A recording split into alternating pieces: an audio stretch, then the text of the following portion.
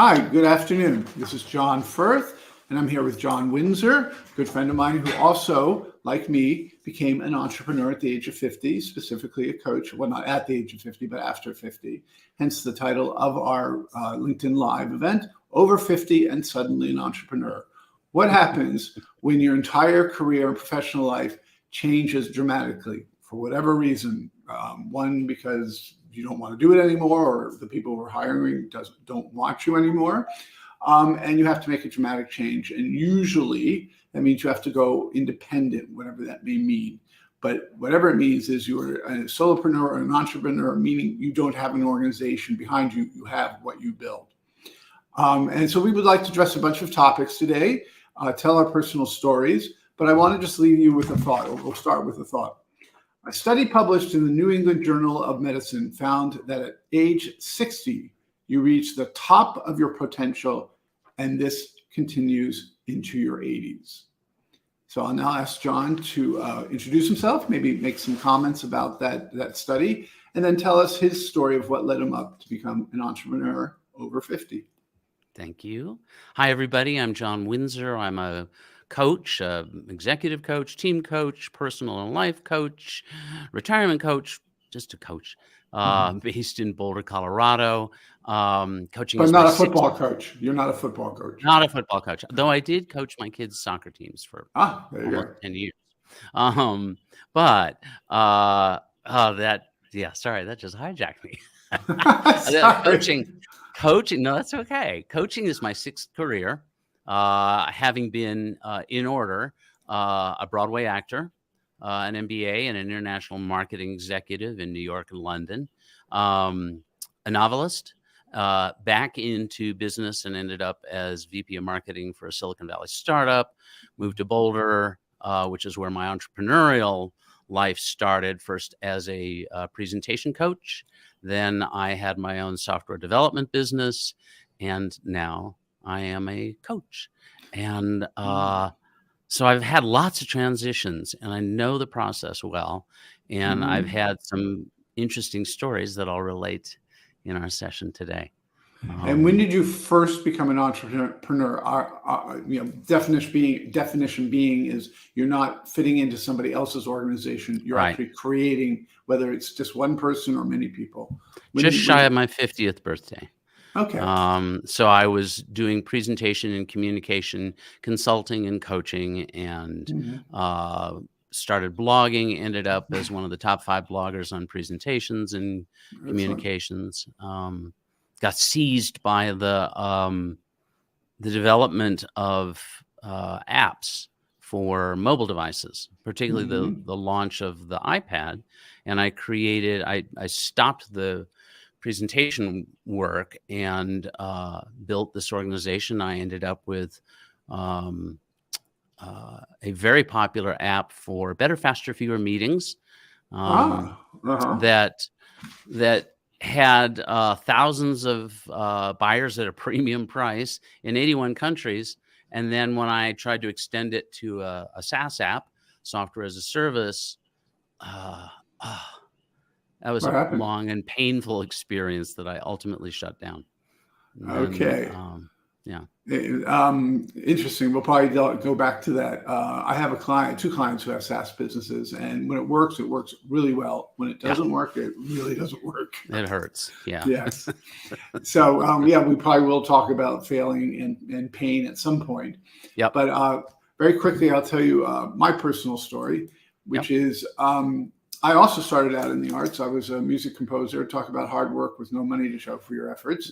But I was at the age of 20. I would say that was when I was being entrepreneurial. Was I an entrepreneur? I don't know, but I was being entrepreneurial, which meant I was kind of taking any job to pay the bills, but I was doing my own thing. My issue is that I knew it wasn't sustainable. But I also thought if I'm going to do it at all, I'll do it at the age of 20, which is kind of interesting because that points to a certain mindset about age. As I figured, when you're 20, and this is how my mindset went, you have a lot of energy. You don't really need a lot. It's kind of bootstrapping stuff. It's kind of fun. Yep. And then I did my MBA, mostly because I had to pay my bills, or I wanted to be able to pay my bills, and then became basically an investment banker, then became a consultant. and pretty much followed that all the way until my 50s, when I became CEO of the trade association for the industry, the Association of Management Consulting Firms, which is cool because I surrounded myself with a lot of the leaders in the consulting industry. So it was very heady. It was sort of confirmation of a certain amount of status in the industry. But then things started to unravel. And it started unraveling because of mindset. And you'll hear in a second that so much of my issues have been mindset issues, that that I didn't own anything. It was a nonprofit. I wanted to be able to own my what I was doing. And so I thought to myself, I had been a consultant, always in the back of my mind thinking, if I go independent, thank God I'm a consultant, because that's one of the easier professions. Not knowing that when it came time to do it, and it did not start off well, because the frustration I increasingly felt running this association on multiple levels ended up in a very public resignation that was building up over a lot of time, basically talking to all the senior leaders in the consulting industry to basically go F themselves, thinking I had kept the control of the situation, when indeed just the opposite happened. But I did have one thing that popped in my mind and has stayed with me for the last 9 years, which is I want to stay as independent as possible without bankrupting myself. Yep. And that shows you the power of creating a mission statement like that. In this case, it wouldn't leave me, because that's exactly what's happened. Now, one of the issues I'm thinking about now is that's an awfully small vision to have. And so the question that we'll be talking about later is, how do you actually set a goal for yourself? Are they good goals? And are they worthy goals? And again, if you commit yourself to something, if you want something, be careful what you ask for. Right. Good. So we're going to go into the first topic in a second. But again, I just want to let you know that you can find us on LinkedIn if you want to get in touch. These are our names on LinkedIn. You should just watch that John Windsor is a coach, because there are a lot of John Windsors. And unexpectedly, there are a lot of John Firths. And I think I'm a business advisor is the first thing that comes up. But that's probably the easiest way to get back to us for questions, for conversation, maybe even to talk to us a little bit about what we do and in your situation as well. So we'll go to the second part. And again, this is over 15, suddenly an entrepreneur. That's for people who are realizing that their career at any age, as they knew it, and by career I mean business, the main focus of your professional life has changed, and you have to change with it. So let's start with our mindset and expectations. Why don't you explain to our viewers, John, how would you describe, first of all, your mindset when you made those decisions, and what exactly were your expectations, and were they fulfilled? Yeah. I think about mindset in this realm having kind of two paths. One is you want to make the change. And we moved away from Silicon Valley, and I left my well-paying job to move to Boulder for quality of life reasons. At the time, our sons were 3 and 5. Silicon Valley was just ridiculous. So we moved there, and I needed to find something to do. So in a way, I was kind of forced to, but I was anxious to start to, as you talked about, spread my own wings. So that was good. But I've also faced it where when I realized I needed to shut down my software business, I was forced into, again, figuring out something to do. It was particularly painful because by then I was into my 60s. My wife thought the only job that I could get was a bus driver. And so she kept saying, well, you could be a bus driver. Why don't you go apply? And I'm like, I thought of that too. Taxi driver in New York. Every now and then I think, you know what? It wouldn't be so terrible. Yeah. But I just knew there was so much more that I could do. And though I hadn't found it exactly, and because I'd had so many transitions in my life like this of reinventing myself, it's like, just hang in there, keep throwing stuff against the wall to see what sticks. And finally coaching appeared, and a perfect synthesis of all these things. So for mindset, number one, going in, are you looking forward to this, or are you resistant? I mean, you've been forced into it. In some cases, yeah.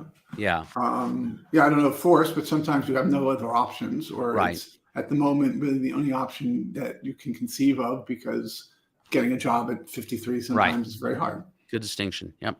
Um, so, and then what we want to do then in that kind of scenario is make sure that deciding to become an entrepreneur and not just go get another job and a paycheck, you need to have a certain collection of beliefs about yourself, about your opportunities, about your ability to plunge into something new and to not let ageism, which we'll talk about in a minute, to not let ageism uh, deter you from all this Or sabotage yourself. or sabotage yourself. Exactly.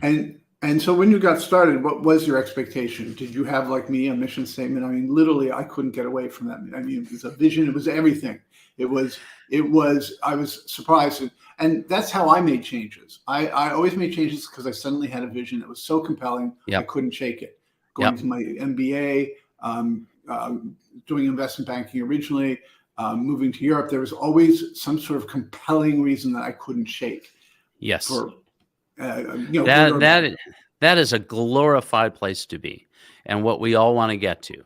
And when we get to that point where it's so sharp that you could write a mission statement, or you could take a pen and draw it, Mhm. you are well on your way to being able to make a viable business. But that doesn't mean that we should just kind of sit and wait and twiddle our thumbs for voices to come down from the Yeah. heavens and say, here's your business. So trying different things, taking incremental steps is a great way. Uh-huh. I have in my practice as a coach, and I wrote a book roughly on this theme, and that guides people through the process of doing brainstorming and trying some things out to see, not like, is this the thing, but what really grabs your curiosity. And when you can find those threads and you start pulling them, or you follow them, lots of times you can ultimately get to that point that you've been lucky enough to have several times, John, of going, oh, this is it. Well, it's interesting because in my case, I was very, what's the word? I guess ambitious. I had set myself certain goals. They were very concrete. I was not an easy person. I guess, I don't know if I was stubborn, but I certainly always had a strong opinion. And that's came from my grandparents mostly, but my parents as well. I mean, they were very ambitious people, and I was the oldest son. So for me, I think it was natural that I would be propelled into something. The problem was when suddenly I was left there, and that power, that energy that I once had suddenly is gone, because it's not like this last 9 years have been propelled by visions and mission statements. I had this one overriding mission statement. My visions scared the shit out of me, to be absolutely honest. They did, because That's it was like, great. yeah, they were like, I could live on a shack, all the things that went against everything my life had been about. It had all been about achievement and so forth. And then I had done this one thing that sent my mind in a tailspin. And I think part of it was my lack of confidence. And then what we'll talk about in a little while is the energy levels when you get older do change, especially for men. Not that it gets better or worse, but it changes, and you have to adapt yourself. But as we just heard from the Journal of Medicine, I do feel like I'm smarter. I'm more confident. All the good things about what makes somebody successful and happy are definitely more in place than they ever were. But it was a journey. So we talk about expectations, or let's say the mindset was, I'm going to do this. It's almost like my whole career had been waiting for the time when I had to or wanted to become independent. Yep. So I was all positively, I thought this was going to be another one of those things that'll happen, of course. Yep. And it didn't. Yeah. And that is when the things started to get really difficult for me. That old way of just going for it just somehow wasn't working. I had been warned because I was a consultant. Consultants have a very definitive way of showing up and ways of being, and their skill sets are much different. And I didn't want to do that anymore. I wanted to take the best part of that, which was to work with people on a very personal level. And so my expectations were a little unclear. Yeah. So, and that's also what's happened. The doubts come in a lot of the doubts. And that's when I started on a journey, which you and I talked about last night, which was to know myself better. Yeah. And a lot of people are frightened by that, especially people who are hyperachievers like me, is because you start scratching at this wonderful sheen of glory you've wrapped yourself into, which really ends up being a prison than anything. And it's hard for, at least it was for me, to finally get down to brass tacks, admit failure, admit that I wasn't the persona I had built. And that was really the hard part for me. And that was all a mindset issue. Yeah. So we're going to take another break. You're watching Over 50 and Suddenly an Entrepreneur. And we have here a note from, I hope I say your name correctly, Kojenwa Moit. She says, Colorado, exclamation point. Yes. I love Colorado. That's one of the first trips I took with my father because he loved to hike. But again, we are John Windsor and John Firth. You can find us on LinkedIn. Just type in our name. The first thing you'll see after mine is business advisor, and John will say coach, but you should recognize us from this event. So let's go to basically the main topic of what you and I are dealing with, which is ageism. And from my side, ageism is both a combination of reality, but like any kind of isms, so much of it starts playing out in our heads in ways that are sabotaging, which puts us into a negative mindset, sets off a whole bunch of beliefs that we've carried around with us. I'd like to talk about our latent ageism, that we're actually sabotaging ourselves because of our own mindset, which is why this is the next one. It immediately says you're older and this is what old people are supposed to do. And it's just the way it is. And you're going to lose energy. And remember how your grandfather was tottering around at the age of 70, although he was a professor pretty much until he was like in his 90s. So he was an example of someone who continued doing his life's work, even when he got older. But how do you view ageism, John? Oh, well, that's really the center part of what I'm working on right now with a lot of clients is it's easier to spot ageism from an external source, right? Where people get turned down for jobs. And it's illegal to deny people employment or opportunity based upon age, but it happens all the time. Sometimes people are aware that they hear it from others in comments that they make, but so often as an individual, we don't notice it, saying, oh, I'm old. I'm too old. You're too old to do blah, blah, blah. And each one of those little declarations of being old is, like it's like death by 1,000 cuts. It's just these little stabs. And they all serve to, it actually impacts our health. And we can get back to that. There's a startling statistic about it. And it just kind of limits our opportunities. I mean, one of my clients. Is it in our heads more, or that's the most reality? Significant part of it? Absolutely, 100%. The stories we've been fed since we were children, and in books, in movie and TV, and just comments, and how older people are hidden away, and it's changing. But for anybody who was born in the 80s or earlier, it's a very present thing. Yeah. So we need to stop it. And the thing is that there's no functional limit in terms of age where you can't do something.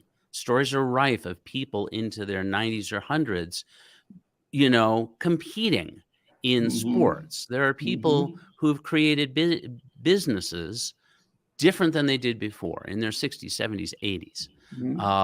It's a remarkable time to create new things because younger people have what's called fluid intelligence, where, they maybe pick up on some ideas a little faster. But as we get older, we have acquired intelligence where it's synthesized, and we're better at making decisions and a host of other things. So it's the more that we can keep ageism at bay, the better the more likely we are to improve our chances of doing Yeah. spectacular things. And by meaning putting it at bay is, I just went through a course with a group called Positive Intelligence. It's started by somebody from Stanford School of Business, Shazar Chamin. And that really, at the age of 62, really answered a lot of my questions. The fundamental one being is what's going on in my head. And I always sort of knew my head was, full of saboteurs and what have you. But to actually then see them on paper and experience them through these exercises, it was a fundamental shift at the age of 62. So the other thing is that myth about old dogs can't learn new tricks. Yeah, you can make that a reality. If that's what you think, that'll be reality. But the reality is, if you're open and vulnerable and desiring of a great further life, you're going to do things that are going to force you to shift your mindset and to think differently. And so ageism is a mindset, I think, more than anything else, but it is reality. But according to the study, the average age of Nobel Prize winners is 62 years old. The average age of presidents of prominent companies, by that I think Fortune 5000 probably, in the world is 63 years, which was really rather surprising. It doesn't mean you become president, but it means you've probably been president. But this also implies that there's some people, and we know people like Sumner Redstone was 80-something when he finally stepped down. Now, he was chairman of the board, but clearly companies are run increasingly, I would say, by older people. Look at Warren Buffett. Yes, he's like 90. Yeah, and he's still going Charlie strong. Munger. Exactly. Yeah. Still going strong. And we have two presidents who, in succession, who were over 70. Yeah. I think Reagan was the first one, and that was a shock to the system. And now it's obviously kind of commonplace. The average age of the pastors of the 100 largest churches in the USA is 71. The average age of the popes is 76 years. So that just goes to debunk. And the New England Journal of Medicine is a very respected, very research-intensive journal. So I would say, you can quibble with some of the numbers, as I have with a few people who I talked to last night, but it is a proof that there are major things that happen that people can make happen well into their 70s and 80s.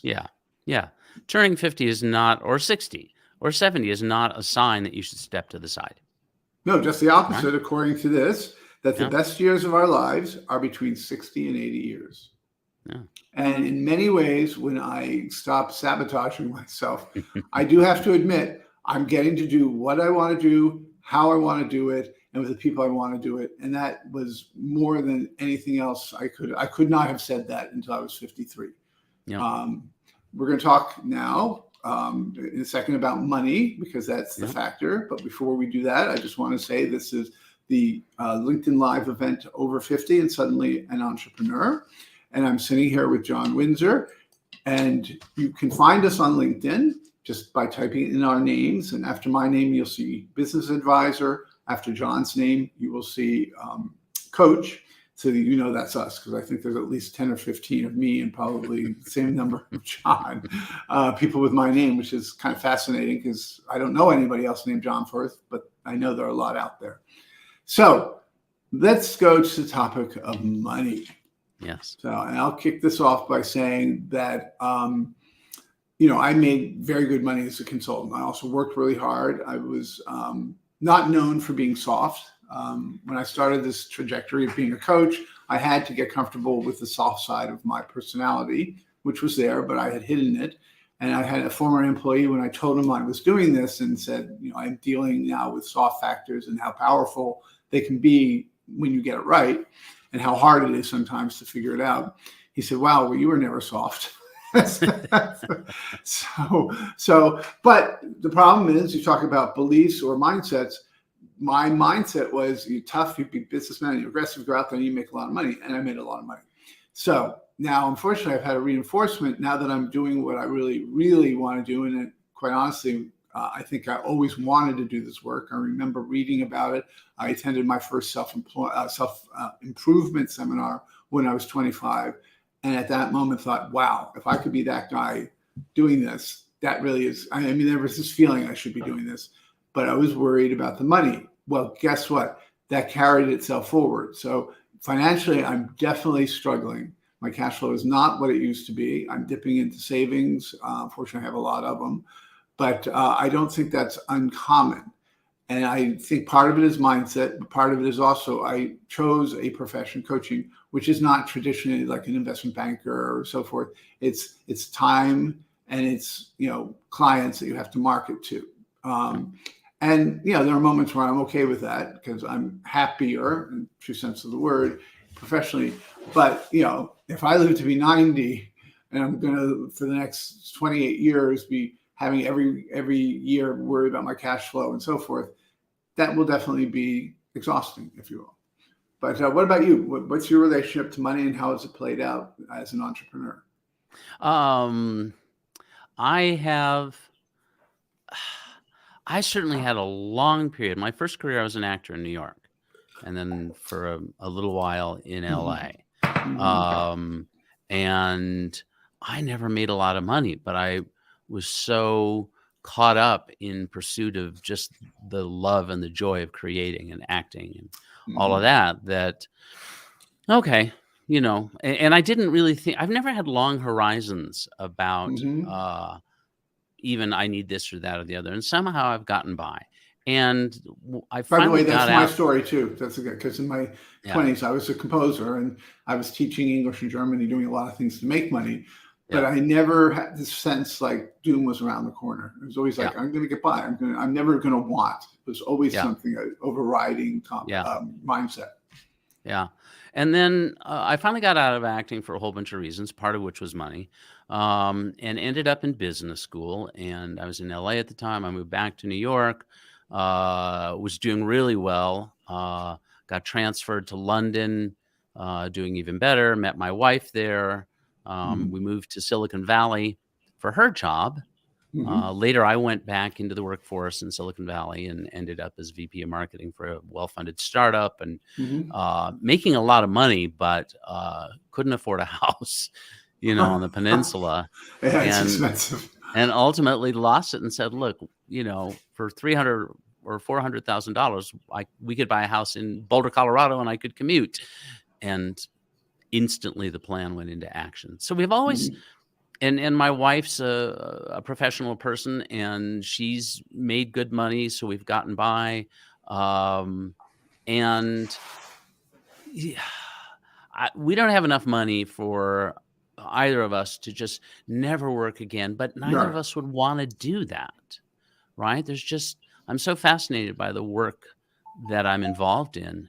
So I just kind of trust that the money's going to be there, and we have investments and we're managing them really well.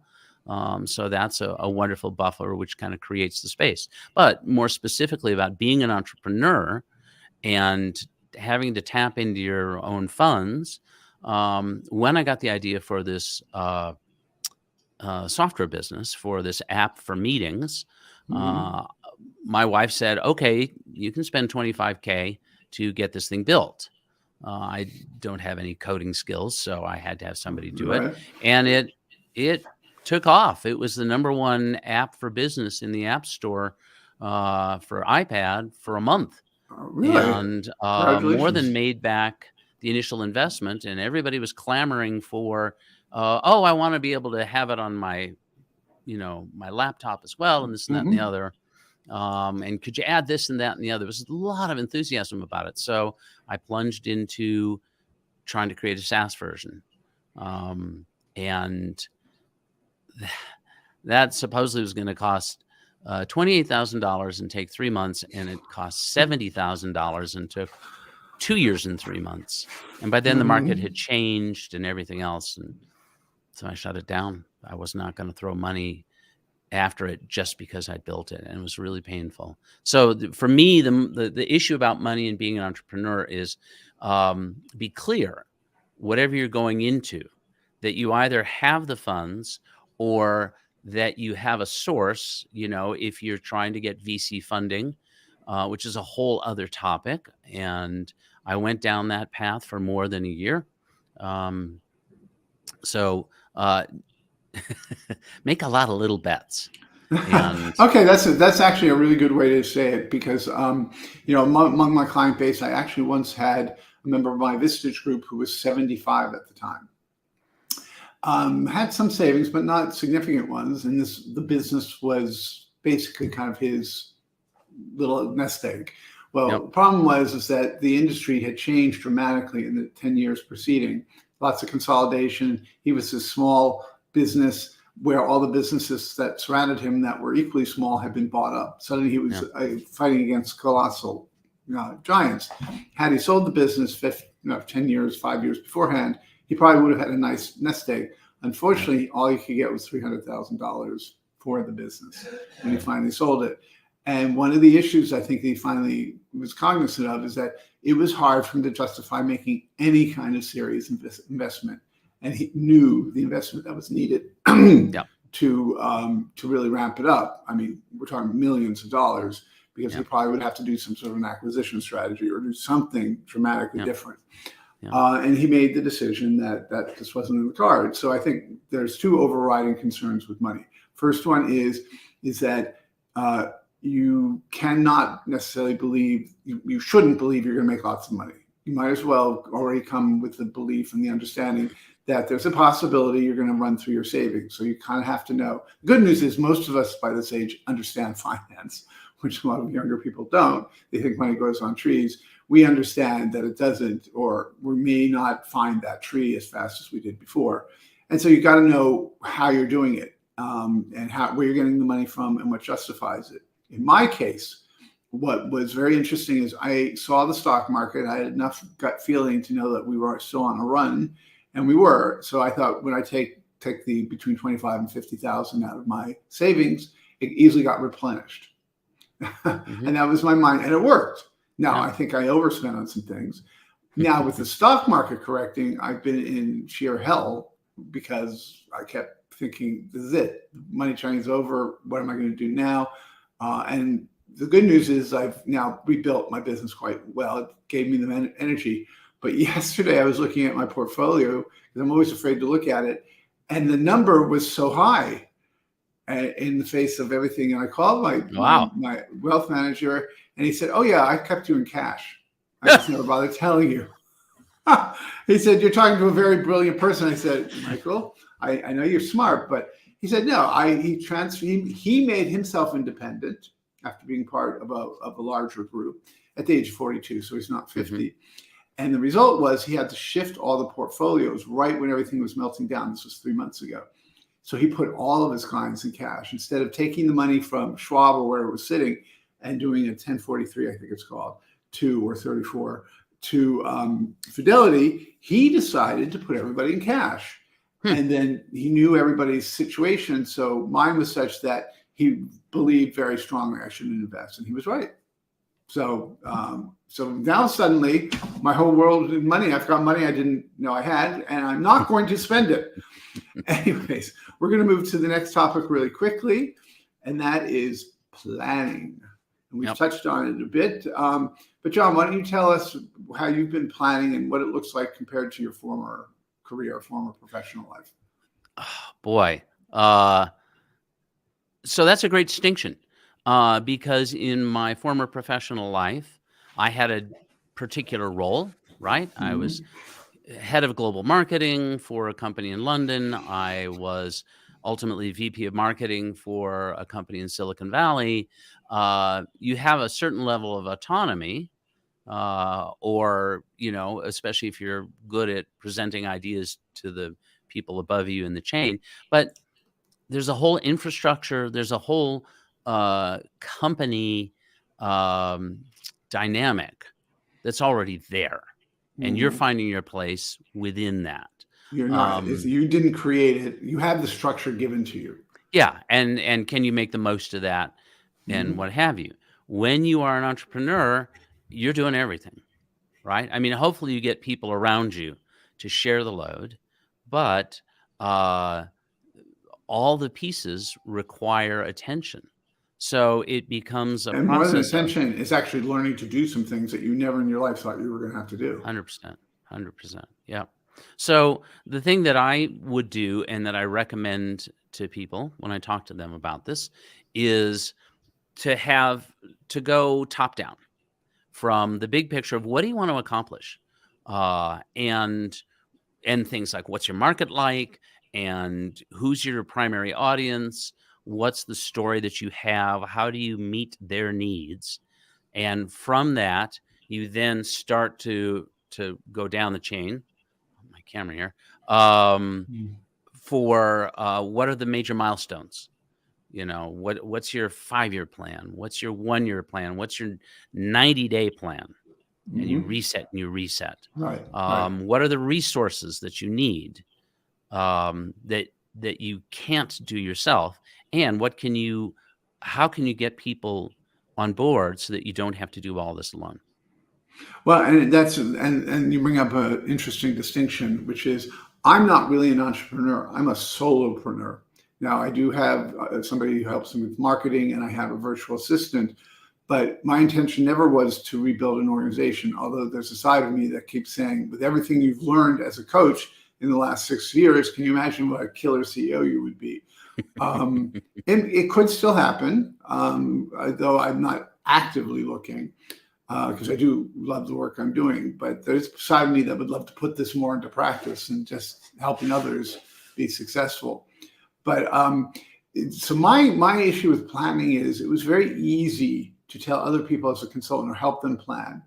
And by that, I mean organizational planning, growth of a large business.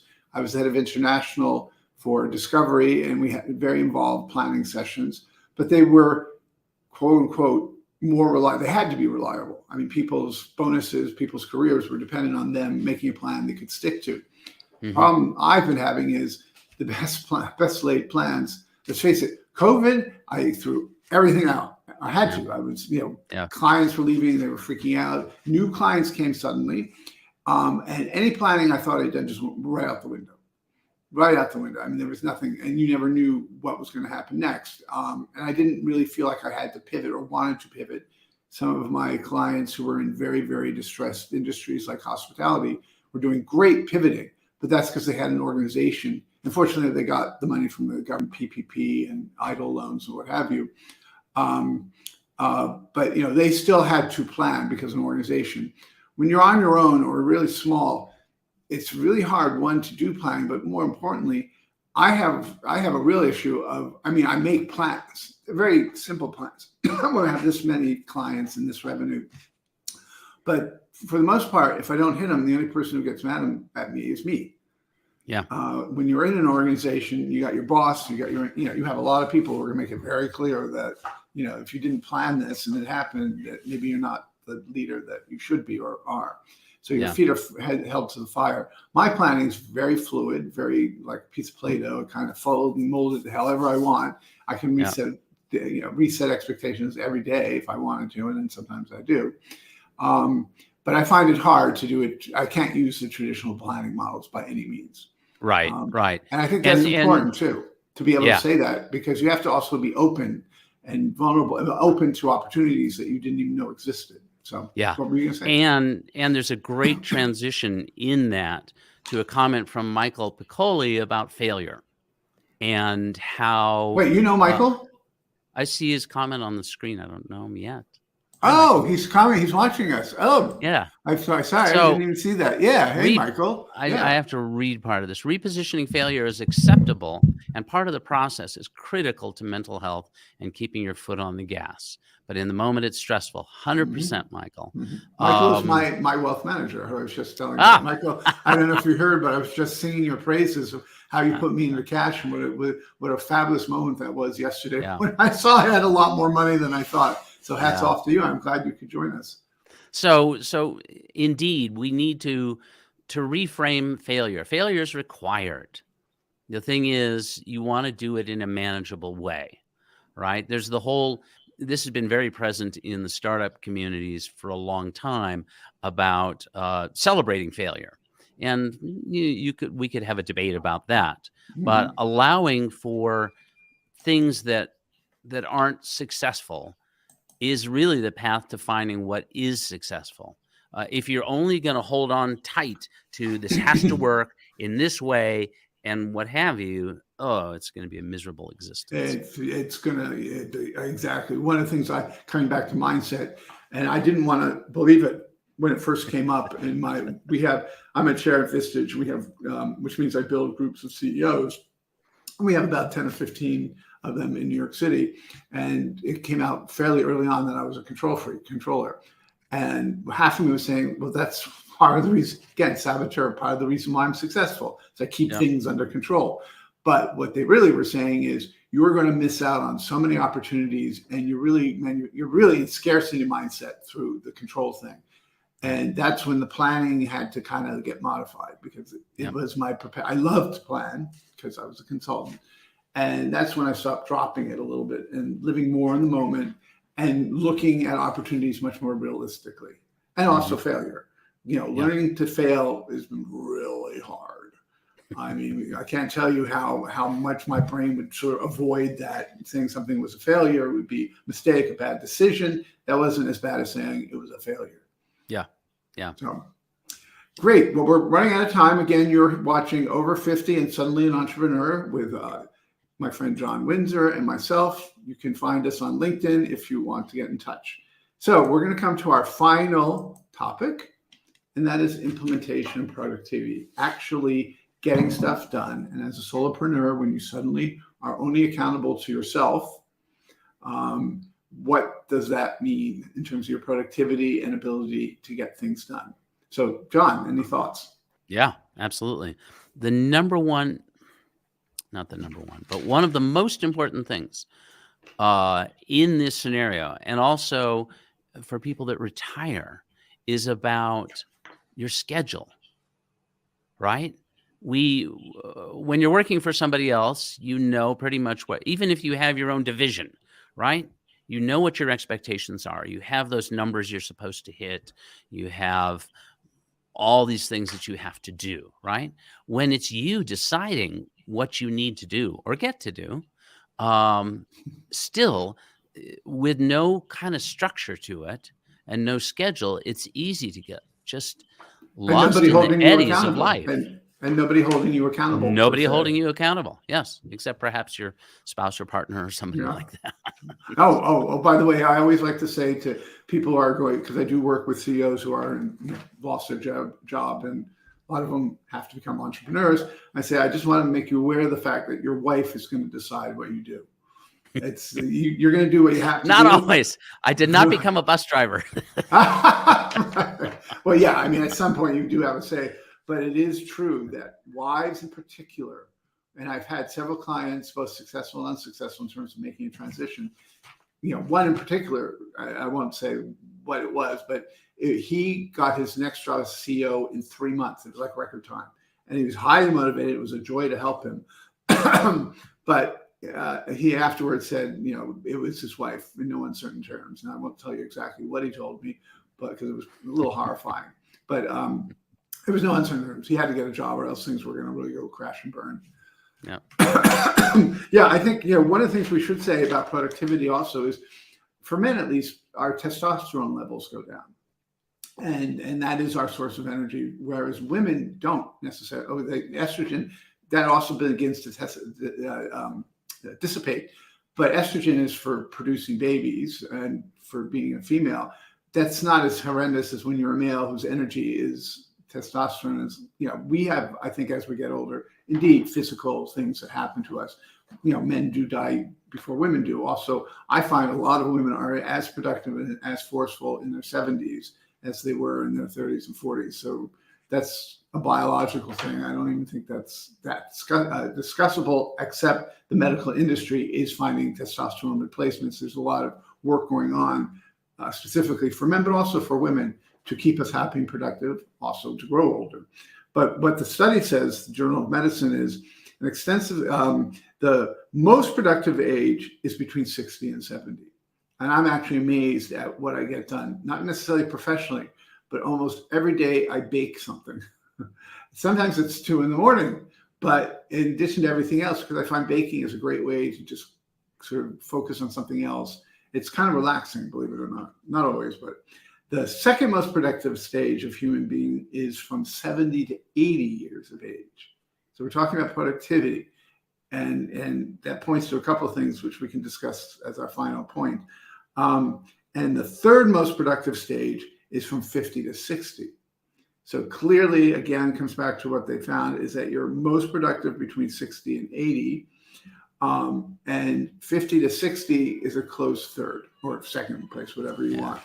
I would say what we bring to the table is the ability to think. I think we're much better at looking honestly at stuff. And if we don't, we figure it out really quickly. We have an issue and we correct it. We're much more humble about ourselves, which allows us to be open and to consider all sorts of different paths. It becomes a problem when you have fixed beliefs that have gotten reinforced over the years, and to shake those. That's really, I think, the only big barrier to productivity, because when things don't pan out the way you thought they should go, because it's been like that for 30 or 40 years, it is easy to lapse into ennui, a little depression or so forth, and it's hard to pull yourself out. But otherwise, I think so much of what we bring to the table lends itself to being highly productive. I can focus much better on things. I can prioritize much better. There's just so many things that compared when I was in my 30s, I just do much better. But one thing I can't do is I can't lift the weight level. Now I probably could if I put my mind to it. Well, but, see, that's the interesting thing is a lot of people go, oh, well, I mean, my wife is Swiss and she forgot to turn that off. Musical entertainment here. My wife is Swiss, and I think she came out of the womb on skis, and still just manic skier and this and that and the other. And she's 60. She had a fall recently on a ski slope on, a double black diamond. And some people say, well, see, you're 60. You shouldn't be doing that. Right. And it's like, no, she just wasn't she wasn't conditioned enough, or she didn't have her ski legs enough to do it that fast on that challenging a run. And when you hear which can happen when you're 16 or 17 too, you cannot be in a absolutely condition. Yeah. And you read about people, running marathons into their hundreds, right? Conditioning is a really big part of it. And okay, so we lose some testosterone. We figure out other ways around it. And, to your thing about productivity, we get better at deciding where we need to put our focus and where we don't. Right. So there's a selectivity there that maybe we didn't have when we were younger. But from all the studies and things that I've looked at, and I researched this stuff like crazy, if you are properly trained, you can do most anything. And whether that is physical or whether it's like Peter Drucker, right? One of the legends of management philosophy.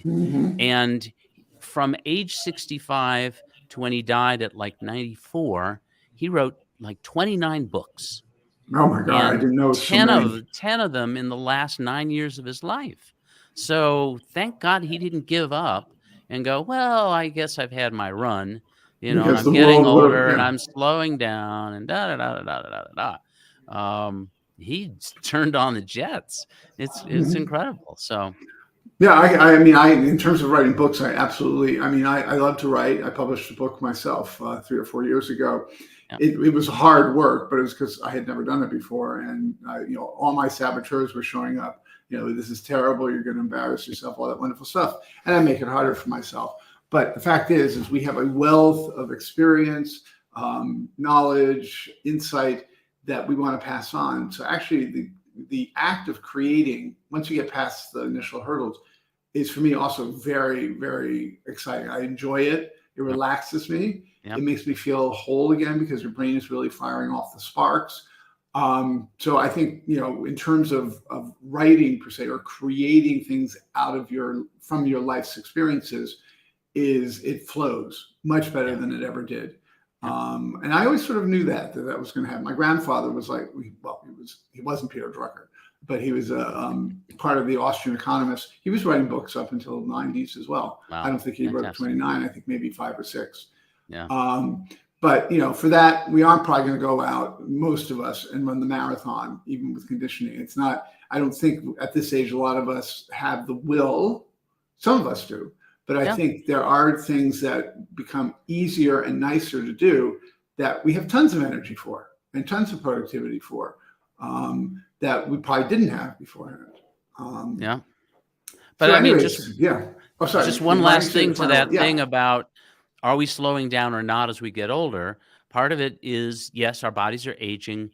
We can't necessarily do the things that we do. But there's a guy, Swiss British guy, I think he died a few years ago, named Charles Oikster, who at 89, 85, 89, something like that, decided to start weight training. Mm-hmm. And the pictures of him are extraordinary. I've never had arms like that. I used to do triathlons and marathons. I was in the weight room all the time. It was stunning. And he was in his 90s with a chest full of medals that he'd won in competitions. This was when he was 91. That picture was taken. His arms are up, and it's like, wow, scary. Yeah, it is possible. No, but I think we also have to, when we do that, we have to take extra care with our nutrition, with our sleep, probably more than we had to. I mean, you have to do that. An Olympic athlete is, doing that already. Yeah. But I think just to get through life, we have to just be a little bit more cognizant, and we naturally do, of what we eat, how much we eat of it, how much exercise we get. But my trainer says that to me too. He said, John, you have the basis for a great body. You just don't work at it.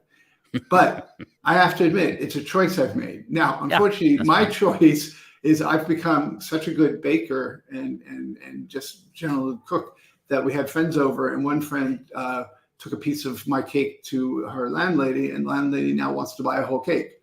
So it's almost like whatever you decide you want to put your energy behind, there's no reason in the world why you can't be even more successful than before. 100%. And I have toyed with the idea of becoming a baker.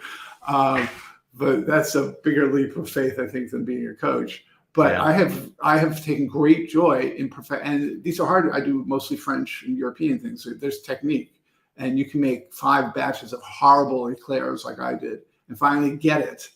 So it's like training. It's not, if anything, it's to make yourself fat, not to make yourself more lean. But I think that's, for me, proof that when you decide that's what you want to do, and it's usually based on some passion somewhere, you will become expert at it. Whether or not you make a career of it or make a lot of money doing it is a whole different question. Right. But I actually and what are your objectives? Exactly. But I think you actually can achieve at excellence better at this age than at younger years, because also, if your financial situation is at least comfortable, you actually have time to pursue a passion that you probably didn't. So I will never be a triathlon athlete. I'd be happy to just have a little more chest, but boy, if I turned into a crackerjack baker. That's awesome. Good for you. Yeah.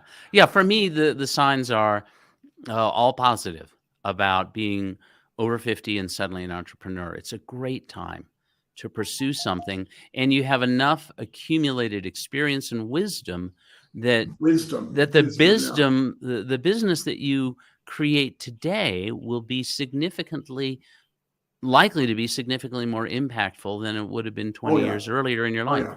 Absolutely. The impact thing. And that's just also because I think as you get older, you want to leave something behind. And the best way to leave something behind is to make an impact, a positive impact. And as many people as you can.